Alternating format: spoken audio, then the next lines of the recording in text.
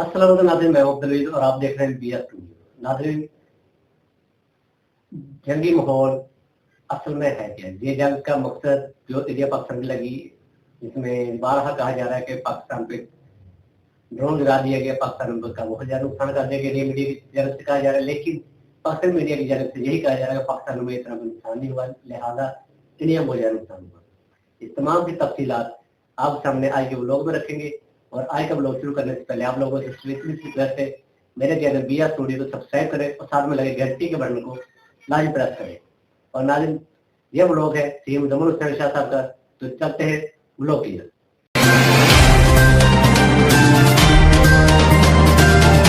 पिछली दफा तो हमने यहां पे फैंटास्टिक टी पिलाई थी, अभी भी टी तैयार थी, यहां पे फैंटास्टिक टी वाज रेडी, मगर क्योंकि इस दफा दुश्मन भाग गया तो टी की हमने इस दफा होम डिलीवरी की है। कई सालों बाद ऐसा करना पड़ रहा है कि 2 दिन में 2 मरतबा आपसे बात करनी पड़ रही है। उसकी वजह है कि बहुत से मैसेजेस आते हैं, लोग परेशान हैं। उसकी वजह है कि हर किसी के सर के ऊपर जंग का जुनून नहीं होता। ये सिर्फ आपको मीडिया और चीखते हुए एंकर्स और इसके अलावा फॉरेन मिनिस्ट्री के लोग दोनों साइड्स पे और मिलिट्री ऑफिशियल कहते हुए दिखाई देंगे, लेकिन आम इंसानों को अपनी नौकरी की, अपने बच्चों की, अपने मुस्तकबिल की, अपने इन्वेस्टमेंट की फ़िक्र होती है। तो इसीलिए हम अगर अपनी बात करें तो जर्नलिज़म करने के बावजूद, रिपोर्टिंग करने के बावजूद और टीवी पे ब्रॉडकास्ट जर्नलिज़म करने के बावजूद अब तक समझ नहीं आती जो ख़बर कहाँ से आ रही है, उसको वेरीफाई कब करना है, कैसे करना है, किसने करना है। इतनी ज़्यादा फेक न्यूज़ है। कल रात की मैं बात करूं तो सुबह 5 बजे तक जाग के गुजरांवाला में होने वाले अटैक के बारे में हम इन्वेस्टिगेट करते रहे। उससे पिछली रात सुबह 6 बजे तक जाग के रिपोर्ट्स को पढ़ते रहे, इंटरनेशनल मीडिया की कवरेज देखते रहे। और अब जो डेवलपमेंट्स हुई हैं, इस पे जो आप लोगों की कन्फ्यूजन है, इसको दूर करने की कोशिश करेंगे ताकि ये जो नॉइज़ आपको दिखाई देता है इसमें से क्लैरिटी थोड़ी सी आ सके।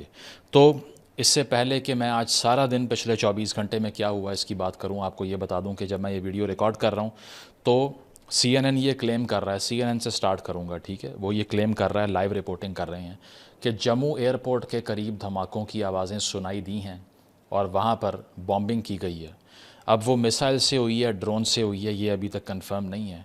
Indian media including Hindustan times, India today और दीगर जो उनके पेपर्स हैं, इंक्लूडिंग ANI जो इंडिया की न्यूज़ एजेंसी है ऑफिशियल, वो ये क्लेम कर रही है कि पाकिस्तान ने जम्मू एयरपोर्ट पे अटैक कर दिया, ठीक है। पाकिस्तान इसको डिनाई कर रहा है कि हमने ऐसा नहीं किया। और बहावल नगर कैंट में धमाकों की आवाज़ें सुनी जा रही हैं। ये अब से 5 मिनट पहले की डेवलपमेंट आपसे डिस्कस कर रहा हूँ। यानी कि we are still in the midst of an active war. If you fail to realise that, wake up to the reality. बहुत से लोग पूछ रहे हैं कि क्या अब जंग लग जाएगी? तो आज की जंग यही है। ये 1965 नहीं है जब आपके टैंकों को पानी में फंसा दिया जाएगा या BRB कनाल के ऊपर जाके फ़ाइट हो रही होगी। ये इसी तरह से चलती है। आप यूक्रेन वॉर को देख लें कि वहाँ पर भी जो ड्रोन फाइट होती है, आज भी रशिया में बहुत से ड्रोन्स गिरे हैं यूक्रेन की टेरिटरी से, जिसने उनके फ़्लाइट ऑपरेशन को तबाह करके रख दिया। पाकिस्तान और हिंदुस्तान के मैप के ऊपर मेरा ख्याल है इससे पहले ड्रोन वॉरफेयर कभी भी नहीं हुआ। आज का दिन जब हम सोकर उठे तो हमने देखा कि पाकिस्तान के मुख्तलिफ़ शहरों पर तकरीबन 25 से 30 इंडियन ड्रोन्स ने अटैक किया, जिसमें रावलपिंडी क्रिकेट स्टेडियम भी अफेक्ट हो गया, ठीक है। उसकी फुटेजेस मौजूद हैं, आप देख सकते हैं। इसके अलावा लाहौर में वॉल्टन कैंट के इलाके में एक गिरता है, सही है। ये वो इलाके हैं जो सबसे सिक्योर तस्वर होते थे। इसके अलावा जो दीगर शहर हैं जिसमें कराची है, मलीर में गिरता है कैंट के करीब, ठीक है। रावलपिंडी में गिरता है, बहावलपुर में गिरता है, अटक में, घोटकी में, गुजरांवाला में, चकवाल में, इवन सिंध के फार ऑफ कंट्री साइड एरियाज़ जिसमें म्यानो और छोर हैं, वहाँ पर भी इंडियन ड्रोन गिरते हैं। और कहा यह जाता है कि इनको इंटरसेप्ट कर लिया गया है, लेकिन ये मैं आपको बता दूँ कि ये जो ड्रोन्स हैं बेसिकली अब दरअसल इंडिया की तरफ से ये क्लेम किया गया कि हमने एयर डिफेंस रडार सिस्टम को टारगेट किया है और हमने लाहौर का एयर डिफेंस सिस्टम न्यूट्रलाइज़ कर दिया है, सही है। और इसके साथ साथ अगर मैं साख्त की बात करूं कि ये किस किस्म के ड्रोन्स थे, तो ये दरअसल हैरप थे, यानी कि इजरायली टेक्नोलॉजी थी। माइंड यू, जो बालाकोट में स्ट्राइक की गई थी उसके ऊपर भी रॉबर्ट फिस्क जो कि एक نیوٹرل امپارشل جرنلسٹ ہی تصور ہوتے ہیں جہاں تک میرا اندازہ ہے. انہوں نے یہ کہا تھا کہ اس میں بھی اسرائیلی ٹیکنالوجی کا استعمال ہوا ہے. تو you see a very close partnership between the Indian and the Israeli military in this regard. تو اس کی میں آپ کو اگر ڈیٹیل بتاؤں تو 1000 کلومیٹر کی تقریباً رینج ہوتی ہے. اس کے علاوہ 135 کلو گرام تک یہ ٹیکنالوجی آتی ہے. اب انڈیا کے پاس کون سی ہے یہ اسپیسیفائی کرنا ابھی بہت جلدی ہے. 400 کلومیٹرز پر آور کی رفتار سے یہ چلتا ہے. 23 کلومیٹر کا پے لوڈ کیری کر سکتا ہے. 9 آورز لمبی فلائٹ کر سکتا ہے. اور یہ اسرائیلی ٹیکنالوجی ہے جو کہ بھارت نے 2005 میں پہلا کانٹریکٹ کیا تھا. $9.5 ملین کچھ لوگ بتاتے ہیں کہ ایک ڈرون کی قیمت ہے. اچھا کچھ ایسٹیمیٹ یہ بتاتے ہیں کہ $2 ملین قیمت ہے, جو کہ جگہ جگہ آج صبح گر رہے تھے, یعنی کہ ملینز آف ڈالرز کی برسات ہو رہی تھی پاکستان میں. اور اس کے علاوہ اگر دیکھا جائے تو ان کو UAVs کہتے ہیں, انمینڈ ایریل ویکلز. تو یہ ہے جی جدید وارفیئر کی قسم جس میں آپ کسی اینمی پائلٹ کو بھی نہیں مار سکتے, کسی جہاز کو بھی نہیں گرا سکتے, کیونکہ یہ وہ ڈرونز ہیں جو کہ کنیکٹڈ ہوتے ہیں وہاں سے سیٹلائٹ آپریشن سے چلتے ہیں. جیمر لگا کے پاکستان کلیم کرتا ہے کہ ہم نے ان کو گرایا ہے. اور اس ساری صورتحال کے اندر ایک اپ گریڈیشن پروگرام بھی ہندوستان نے 2013 میں کیا تھا, جس کے مطابق ایک اپ گریڈیشن پروگرام بھی ان ڈرونز کا ہندوستان نے کیا 2023 میں, جس پر $460 ملین کی کاسٹ آئی تھی تاکہ ان ڈرونز کو عام کرنے کی کیپیبلٹی بھی اٹین کی جا سکے. اب جب پاکستان نے بلیم کیا کہ آپ سویلین ٹارگٹس پہ گرا رہے ہیں, کیونکہ ان ڈرون اٹیکس میں اب تک کی اطلاعات کے مطابق ایک سویلین کی ڈیتھ ہوئی پاکستان میں اور 4 انجرڈ ہوئے, جس میں فوجی اہلکار بھی شامل ہیں.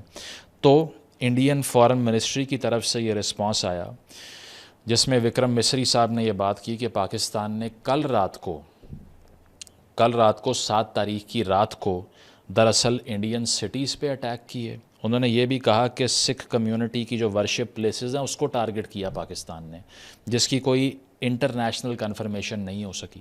ٹھیک ہے. اس کے علاوہ ایک جو سٹیٹمنٹ کمپریہنسو قسم کی آتی ہے ہندوستان کی طرف سے, اس میں وہ سارے سٹیز مینشن کیے گئے جہاں پر بتایا گیا کہ پاکستان نے اٹیک کیا. اور ان سٹیز کی اگر میں بات کروں, اس میں اونتی پورہ تھا, سری نگر تھا, جموں تھا, پٹھان کوٹ تھا, امرتسر تھا, کپورتھلا تھا, جلندھر تھا, لدھیانہ تھا, ادم پور ہے, اس کے علاوہ بھٹنڈا ہے, چندی گڑھ ہے, اور نل, پھلوڈی, اتارلئی اور بھوج کے شہر ہیں. تو انہوں نے یہ کلیم کیا کہ کل رات کو ان تمام شہروں پہ پاکستان نے میزائلز اور ڈرونز سے حملے کیے ہیں. یہ ان کا جواب ہے جو صبح اٹھ کر ہم نے دیا ہے.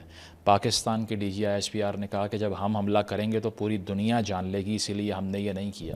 وی refuse to accept the responsibility. اور اس وقت بھی جو جموں ایئر بیس یا ایئرپورٹ کی بات ہو رہی ہے کہ وہاں اٹیک ہوا, پاکستان اس کو ڈینائی کر رہا ہے. پاکستان یہ بھی کہتا ہے کہ انڈیا نے 3 پروجیکٹائل بذات خود امرتسر کے اوپر گرائے ہیں, اور وہ دراصل پاکستان کے اندر پوسچرنگ یہ ہے کہ چونکہ انڈین پنجاب میں پرو پاکستانی سینٹیمنٹ ایگزسٹ کرتا ہے, اینٹی BJP سینٹیمنٹ ایگزسٹ کرتا ہے, اسی لیے انڈیا پنجاب کے اندر یہ اٹیکس کر کے ان کو اینٹی پاکستان سینٹیمنٹ کی طرف لے کر آنا چاہ رہے ہیں, جبکہ ہم نے ایسا کچھ بھی نہیں کیا.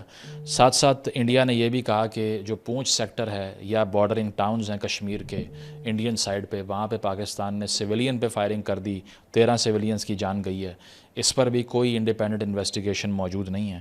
اور اس کے ساتھ ساتھ ایک خبر جو ڈیولپمنٹ ہوئی وہ یہ تھی کہ جو IPL کے میچز ہیں وہ بھی فلائٹ آپریشن متاثر ہونے کی وجہ سے دھرمشالہ سے احمد آباد شفٹ ہوئے, اور PSL کے تمام میچز کو اب رپورٹڈلی کراچی لے جایا جا رہا ہے, because it's not safe. Rawalpindi stadium کے قریب ڈرون اگر گر رہے ہیں تو سیفٹی کا ایشو کریٹ ہو جاتا ہے اس سے. انڈیا یہ کہتا ہے کہ پاکستان نے ان تمام ٹارگٹس کو ہٹ کیا ہے جو کہ ملٹری ٹارگٹس تھے, جبکہ ہم نے پاکستان کے ڈرونز کو نیوٹرلائز کر دیا. پاکستان کی طرف سے بھی یہی کلیم آیا کہ ہم نے جیمنگ کیپیبلٹی کو نیوٹرلائز کیا ہے بیسکلی. تو بات یہ ہے کہ اس وقت اگر کوئی انڈیپینڈنٹ انویسٹیگیشن یا انڈیپینڈنٹ رپورٹنگ کا سورس موجود ہوتا تو ہم ضرور کہتے کہ آبجیکٹیولی معلوم ہے کیا ہو رہا ہے, لیکن انفارچونیٹلی ایسی کوئی بھی میکنزم موجود ہی نہیں ہے کہ ہم ان تمام کلیمز کو ویریفائی کر سکیں جو دونوں طرف سے کیے جا رہے ہیں. ہاں صرف ایک چیز بہت عیاں اور بہت کلیئر ہے, وہ یہ ہے کہ جس قسم کی اسکلیشن ہو رہی ہے اس میں ڈی اسکلیشن کا دور دور تک کوئی نام و نشان دکھائی نہیں دے رہا. اب آپ یہ دیکھیے کہ ہر مرتبہ جب بھی پاکستان اور بھارت کی لڑائی ہوتی ہے تو مرتا سب سے پہلے کون ہے؟ وہ کشمیری مرتا ہے۔ یہ آپ دیکھ لیجئے کہ یہ دو ہاتھیوں کی لڑائی کے اندر ہمیشہ گھاس جو بن جاتا ہے وہ کشمیری بن جاتا ہے۔ جب بھی کوئی ایکٹ آف اگریشن پاکستان کی طرف سے کیا جاتا ہے تو کس کی جان پر بن جاتی ہے؟ پاکستان سائیڈ آف کشمیر کے ریزیڈنٹس کی، کیونکہ انہیں معلوم ہے کہ اس کے بعد میں جواب جب انڈیا دے گا تو سب سے پہلا جواب کشمیری کو مار کے دیا جائے گا۔ اس کے علاوہ جب ہندوستان کی طرف سے کوئی ایکٹ آف اگریشن کیا جاتا ہے تو جو Indian side of the Kashmir کے ریزیڈنٹس ہیں ان کی جان پہ بن جاتی ہے۔ انہیں معلوم ہے کہ جب پاکستان رسپونڈ کرے گا سب سے پہلا impact Indian side of the Kashmir کے ریزیڈنٹس کے اوپر آئے گا۔ یہ ہے سفرنگ کہ دونوں طرف کچھ بھی ہو جائے، مرنا صرف کشمیری نہیں ہے۔ انڈیا کی غلطی ہے، پاکستان کی غلطی ہے، جس کی بھی غلطی ہے وہ سیکنڈری ہے۔ سب سے پہلے کس کا خون بہے گا؟ کشمیری کا۔ اسکول کس کا تباہ ہوگا؟ سڑک کس کی برباد ہوگی؟ کشمیری کی ہوگی۔ اور یہ سارا واقعہ تو شروع ہی کشمیر کے فلیش پوائنٹ کے اوپر ہوتا ہے۔ کیا ہی اچھا ہوتا کہ آج سے دہائیوں پہلے ہم کشمیریوں سے ہی پوچھ لیتے کہ آپ کیا چاہتے ہیں، لیکن نہیں پوچھ سکے۔ اب تو اتنی دیر ہو چکی ہے کہ پاکستان نے 4 جنگیں لگا دیں، اب 370 ہو گیا، اس کے بعد میں اوڑی اٹیکس ہو گئے، پلوامہ اٹیکس ہو گئے، اور اب پہلگام اٹیکس ہو گئے۔ اب آپ کیا بات کر سکتے ہیں؟ اب آ کر جو کشمیر کی آواز ہے وہ اس پولرائزیشن کے اندر بالکل غائب ہو چکی ہے، اور وہ کوئی سن نہیں سکتا کہ ایک انڈیجنس کشمیری کا نیریٹو کیا ہے، وہ بھی کوئی کنوے نہیں کر سکتا، بیکاز آن دا کانٹری صرف 2 نیریٹیوز آپ کو دکھائے جائیں گے، ایک پاکستان کا، ایک انڈیا کا، ایک بلیک ہے، ایک وائٹ ہے، یا دوسرا بلیک ہے، پہلا وائٹ ہے۔ لیکن اس کے درمیان میں جو گرے ایریا جس میں کشمیریوں کی آوازیں کہیں کھو کے گم جاتی ہیں اور ان کے بچوں کی آوازیں دب جاتی ہیں، وہ سنائی نہیں دیتی۔ ساتھ ساتھ اس ساری صورتحال میں آپ یہ دیکھیے، مسعود اظہر کے اوپر جو ٹارگٹ کیا، اس کے اوپر اب بتایا گیا کہ اب چونکہ پاکستان میں دہشت گردوں کے ہائیڈ آؤٹس کو ٹارگٹ کیا جا رہا ہے تو یہ ڈی ایسکلیٹری موو تھی، یہ ایسکلیٹری تھی نہیں۔ اب اگر تو ہم یہ کہیں نا کہ افغانستان میں یا کسی ایسی جگہ پہ ایئر سٹرائک کر کے آپ واپس آ گئے جن کی ایئر پاور ہے ہی نہیں، تو پھر تو ہم مان لیں گے کہ آپ ٹارگیٹڈ سٹرائکس آرام سے کر کے بغیر ریپرکشن کے بیٹھ سکتے ہیں۔ لیکن کیا آج کے دور میں ایسا پاسبل ہے؟ نہیں ہے، کیونکہ پاکستان جو ہے اس کا ایک ایئر ڈیفنس میکنزم بھی ہے، اس کی ایک اسٹینڈنگ آرمی بھی ہے، اس کی ایک رسپانس کی کیپیبلٹی بھی موجود ہے۔ تو ایسا کیسے ہو سکتا ہے کہ یہ ایسکلیٹ نہ کرے؟ جہاں تک مسعود اظہر کا، حافظ سعید کا یا اس طرح کے دیگر لوگوں کا تعلق ہے، تو ایک تو ڈیفرنٹ قسم کی مسکنسیپشنز ہیں۔ پہلی مسکنسیپشن یہ ہے کہ دراصل پاکستان کے اندر جو مسکنسیپشن ایگزسٹ کرتی ہے کہ یہ لوگ دراصل ملک سے پیار کرتے ہیں، اسی لیے انڈیا ان کو مارنا چاہتا ہے۔ تو یہ میں آپ کو بتا دوں کہ جس طرح خواجہ آصف صاحب جو آج کے ڈیفنس منسٹر ہیں، آج سے چند سال پہلے غالباً 2017 میں فورن منسٹر تھے، یو ایس جا کر انہوں نے ایک انٹرویو میں کہا تھا these are liabilities, I will also say these are liabilities. یہ اور اس طرح کے دیگر جو پاکستان کے ریڈیکل کلیرکس ہیں یا پھر پاکستان کے اندر جو فار رائٹ ایکسٹریمزم ہے، سب سے بڑا دشمن پاکستان کا اس وقت وہ ہے، نہ بھارت ہے، نہ اسرائیل ہے، نہ امریکہ ہے، نہ کوئی اور ملک ہے۔ اس کی وجہ یہ ہے کہ یہ وہ اینٹیٹیز اور یہ وہ لائبلٹیز ہیں جنہوں نے پاکستان کو انٹرنیشنلی امبیرس کیا۔ او بی ایل اٹیک جب ہوا ایبٹ آباد میں، انٹرنیشنلی ہم امبیرس ہوئے، 24 سے 48 گھنٹے تک سمجھ نہیں آ رہی تھی کہنا کیا ہے، کہ ہم نے کیا یا کسی اور نے کیا۔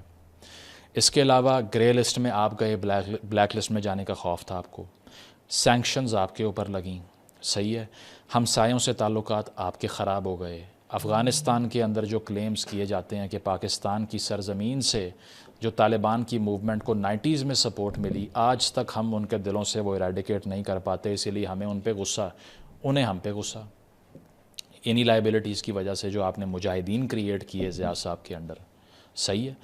اور وہی سیکٹیرینزم کی آگ چاروں طرف پاکستان میں کس نے لگائی؟ انہی لوگوں نے لگائی۔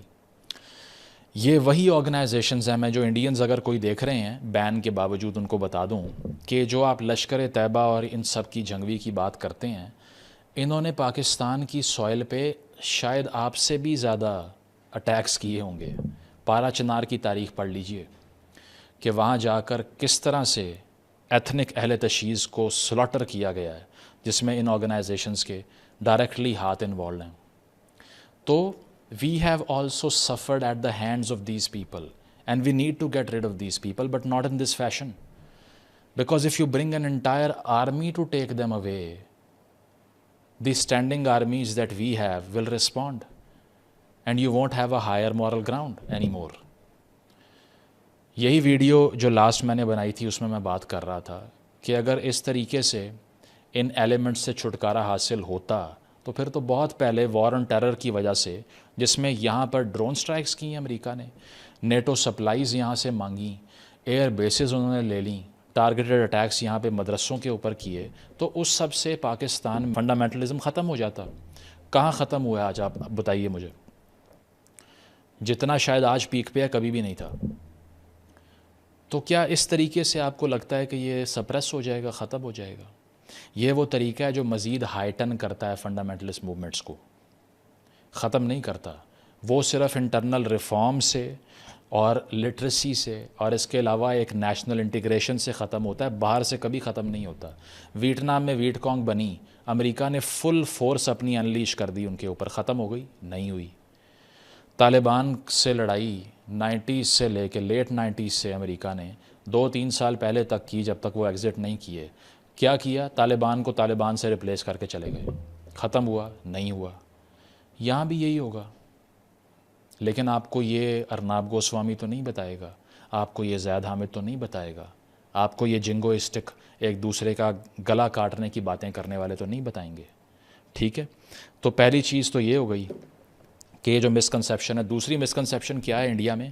کہ یہ لوگ آج بھی اتنے آپریشنل ہیں اور یہ اتنے افیکٹو ہیں، حالانکہ ریڈنڈنٹ ہو چکی ہیں یہ موومنٹس، بیکاز پاکستان کو معلوم ہے کہ یہ انٹرنیشنلی ڈیزگنیٹڈ ٹیررسٹ ہیں. تو اسی لیے ان کو ہم کھلا پھرنے کیسے دے سکتے ہیں، یا بارڈر پہ کیسے بھیج سکتے ہیں، یا آپریٹ کیسے کرنے دے سکتے ہیں. FATF کے خوف نے ہمیں بھی مورلائز کر دیا ہے. اب ہم ٹیرر فائنینسنگ نہیں کر سکتے اس نوعیت کی. پاسبل ہی نہیں ہے کہ یہ براڈ ڈے لائٹ میں ہو رہی ہوں اور کوئی سینکشن نہ لگے ہمارے اوپر. گرے لسٹ سے کیسے واپس آئے ہیں؟ اسی طرح واپس آئے ہیں. 4 شیڈیول میں ڈالا ہوا ہے بہت سے لوگوں کو. تو یہ وہ آرگنائزیشنز ہیں جو ریلیونٹ ہو چکی ہیں، لیکن وہاں کا میڈیا جھوٹ بول بول کے بتائی جائے گا آپ کو کہ they are extremely important. To this day they are extremely effective. They are not. Pakistan میں افیکٹو آرگنائزیشنز اس پوائنٹ پہ صرف 2 قسم کی ہیں. یہ آپ مجھ سے سن لیں، کہیں سے بھی کنفرم کر لیں اگر آپ سے نہیں ہوتا. نمبر 1 TTP، تحریک طالبان پاکستان، وہ انڈیا کو نہیں مارتی. نمبر 2 بلوچ لبریشن آرمی، یا پھر اس سے ایسوسیٹڈ جو سیسیشنسٹ بلوچ موومنٹس ہیں وہ ہیں. اس کے علاوہ پاکستان کا ڈیتھ ٹول اٹھا کر دیکھ لیں جو 2000 کا ہے پچھلے سال میں، سب کے سب یہی لوگ ہیں جنہوں نے مارا ہے. اس کے علاوہ اگر آپ کو کوئی بتا رہا ہے نا کہ پاکستان میں کوئی ریڈیکل آرگنائزیشن بہت افیکٹو ہے، جھوٹ بول رہا ہے، آپ سے بیوقوف بنا رہا ہے آپ کو. ٹھیک ہے، تو یہ ہو گئی مسکنسیپشن. اس کے علاوہ مجھے یہ سوال کا جواب چاہیے کہ TRF دا ریزسٹنس فرنٹ جس نے پہلگام اٹیک کیا تھا، کیا اس کے کسی ہائیڈ آؤٹ کے اوپر اٹیک کیا ہے ابھی تک؟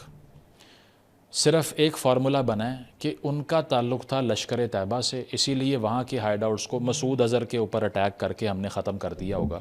تو بھائی these are liabilities, take them away, destroy them, bury them alive. We have no tear to shed on it. We are Pakistanis and we are seeing that these people are liabilities.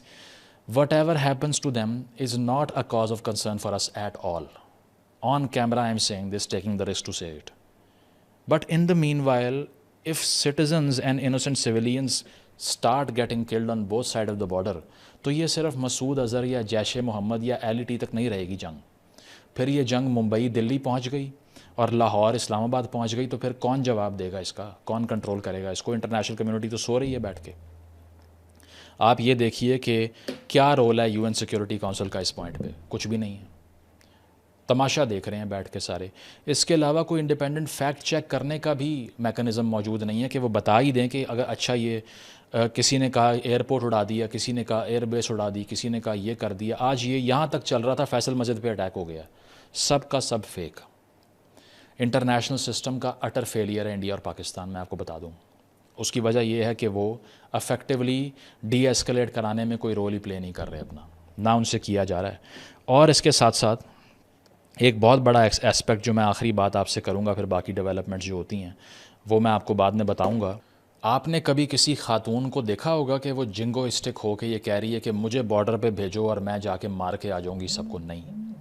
اور ہمیشہ آپ کو یہی آرگیومنٹ مردوں کی طرف سے social media کے اوپر کیا جانے والا دکھائی دے گا. ہمیں شرم نہیں آئی کہ انڈیا گھس کے مار گیا، ہم نے کچھ نہیں کہا. ہمیں غیرت نہیں آئی، یا انڈیا میں بھی یہ بات کی جائے گی کہ تم نے کیا چوڑیاں پہن رکھی ہیں کہ پاکستان کی طرف سے اس طرح ہمارے سر کاٹے گئے اور تم نے جواب نہیں دیا. صرف میل ایگو کو اپیل کرتے ہیں. یہ تمام جنگیں مردوں کی ایگوٹسٹیکل ایٹیچیوڈ کی وجہ سے لگائی جاتی ہیں صرف. These are just egoistic and vulnerable. اندر سے بہت ہی زیادہ نارسسسٹ قسم کے مرد بیٹھ کے یہ فیصلہ کرتے ہیں کہ ہماری غیرت پہ بات آ گئی ہے. آنر کلچرز کا رزلٹ ہوتی ہیں یہ جنگیں. اب آپ دیکھیے نا، کل جو سارا کچھ ہوا کہ یہ خبریں آ گئیں، CNN نے بھی یہ رپورٹ کر دیا انڈیپینڈنٹلی کہ فرینچ آفیشل نے ان کو کنفرم کیا رافیل گر گیا، پاکستان نے گرایا. سٹیل میٹ مان لو، ختم کرو اس کو. لیکن پاکستان میں نے دیکھا بہت بڑا ایک سوشل میڈیا پہ نوائز انہی غصے والے مردوں نے کریٹ کیا ہوا تھا کہ یہ غیرت کی بات ہے کیا، ہم جواب نہیں دیں گے، ہم کیا مر گئے ہیں. پنجابی میں کہتے ہیں نا، ساڈے منہ تے نہیں پیندی. یہ آنر کلچر والے جو مرد ہیں نا، انہوں نے ہی عورتوں کا ایک فیمیسائڈ کیا ہے سب کانٹیننٹ میں. انہوں نے ہی آنر کلچرز پیدا کیے ہیں. لوگ کیا کہیں گے، خاندان سے باہر شادی نہیں کرنی، سوشل میڈیا پہ تصویر نہیں لگانی. یہی وہ مرد ہیں جنہوں نے ہاسٹیج بنایا ہوا ہے ان دو قوموں کو. ان کے دماغ ٹھیک کر لیں، یہ جنگیں بھی ختم ہو جائیں گی. وہ میں دیکھ رہا ہوں انڈین میڈیا رپورٹ کر رہا ہے مودی جی کی چھاتی پتہ نہیں 56 انچ کی ہے کیا ہے. یار یہ خبریں ہیں چلانے والی آپ کی. وہی ایک ریجڈ ٹاکسک میسکولینٹی کو پروموٹ کر کے آپ نے ایک کوازائی ڈیموکریسی اور ایک فل ڈیموکریسی کو آپس میں لڑا دیا، اور اب نیوکلیئر وار کا تھریٹ لوم کر رہا ہے. بیٹھ کے تالیاں بجا رہے ہیں کہ ہاں اب ٹھنڈی ہوئی ہے ہماری ایگو، میل ایگو. کاش یہاں پر کچھ ماڈریٹ قسم کی خواتین رول کر رہی ہوتی. میں یہ مانتا ہوں کہ دنیا میں خواتین لیڈرز کی طرف سے بھی جنگیں لگی ہیں، لیکن وہ بھی جن انسٹیٹیوشنز کی بنیاد پہ جنگ کرنے پہ قائل ہو جاتی ہیں وہ بھی میل سینٹرک ہوتے ہیں سارے.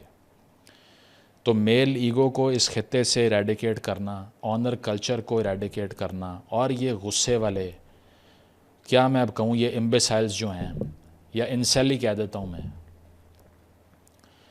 ان کو جب تک آپ جو ہیں وہ ہیومنائز نہیں کریں گے نا، ان کے دماغ ٹھنڈے نہیں کریں گے، یہ جنگ کا جنون ختم نہیں ہوگا. اب بھی پاکستان اور بھارت کے درمیان فل سکیل وار کا خطرہ منڈلا رہا ہے. کاش ہی ایسا ہو کہ پیس کی آواز جنگی جنون کی آواز سے اونچی ہو جائے، اور اس کو اونچا کرنے کے لیے آپ سب اپنا رول ضرور پلے کریں، اور بولتے جائیے کہ دونوں طرف سے غلط ہو رہا ہے، دونوں طرف سے جنگ کی بات غلط ہے. اس کی مذمت کرتے رہیں گے اور بولتے رہیں گے کہ ہر وہ آرگیومنٹ جو بدلہ لینے، چھاتی چوڑی کرنے یا آنر کی اپیل کی آرگیومنٹ کی بات کرتا ہے، اس کی آواز کو دبانا ہمارا مقصد ہے. Thank you. تو آج کا بلاگ آپ کو کیسا لگا مجھے کمنٹ باکس میں ضرور بتائیے گا، اور میری ویڈیو کو لائک اور شیئر ضرور کیجیے گا، اور مجھے دیجیے گا اجازت. اللہ نگہبان. پاکستان زندہ باد.